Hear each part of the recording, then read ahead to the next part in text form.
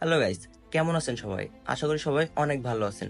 আজকে আমরা সবাই চলে গেছিলাম কবি মাইকেল মধুসূদনের বাড়িতে, যেটা যশোরের কেশবপুরে অবস্থিত। আমরা দুইটা গাড়িতে মোট 4 জন গেছিলাম। আমরা যশোর থেকে মনিরামপুর হয়ে সোজা চলে গেছিলাম কেশবপুরে।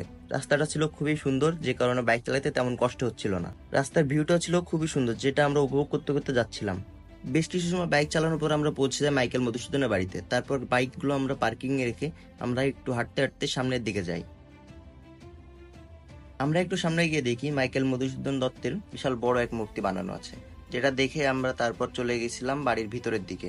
এই মূর্তিটা লেখা ছিল তার বিভিন্ন রকম তথ্য, যেটা দেখার পরে আমরা আস্তে আস্তে বাড়ির ভিতরের দিকে যাচ্ছিলাম। প্রথমে আমরা গিয়েছিলাম জাদুঘরে, যেখানে ছিল কবির বিভিন্ন রকম ব্যবহৃত জিনিসপত্র। আশেপাশের জায়গাগুলো ছিল খুবই সুন্দর, যেগুলো দেখতে দেখতে আমাদের সময় কেটে যাচ্ছিল। তারপর এই জায়গাটাই অনেক সুন্দর লাগছিল, এই কারণে বুড়ো একটা স্লো মোশন করে নিল। আপনারা দেখে হয়তো বুঝতে পারছেন জায়গাটা কত সুন্দর, সামনাসামনি গেলে আরো বেশি সুন্দর লাগে। তো আপনারা সামনে যে বিল্ডিংটা দেখতে পাচ্ছেন, এটা ছিল কবির পারিবারিক মন্দির, যেখানে আমরা গিয়েছিলাম। তারপর এসে দেখি রাবিবার ছবি তোলা বিশাল এক পোজ। তারপর আমরা ঘুরতে ঘুরতে আরো সামনের দিকে যেতে থাকি। সামনে এখন আপনারা যে বিল্ডিংটা দেখতে পাচ্ছেন, এটা ছিল কবির কাকাদের বাড়ি। তারপর সাগর ভাই এখান থেকে কিছু সুন্দর সুন্দর শট নিল, যেগুলো আসলে অনেক সুন্দর লাগছিল। আপনাদের কাছে কেমন লাগলো অবশ্যই কমেন্ট করে জানাবেন। আজকের ভিডিওটা ছিল এই পর্যন্ত। এই ভিডিওটি কেমন লাগলো অবশ্যই কমেন্ট করে জানাবেন এবং আমাদের পেজটি ফলো করতে ভুলবেন না। দেখাচ্ছে অন্য কোনো ভিডিওতে। টাটা।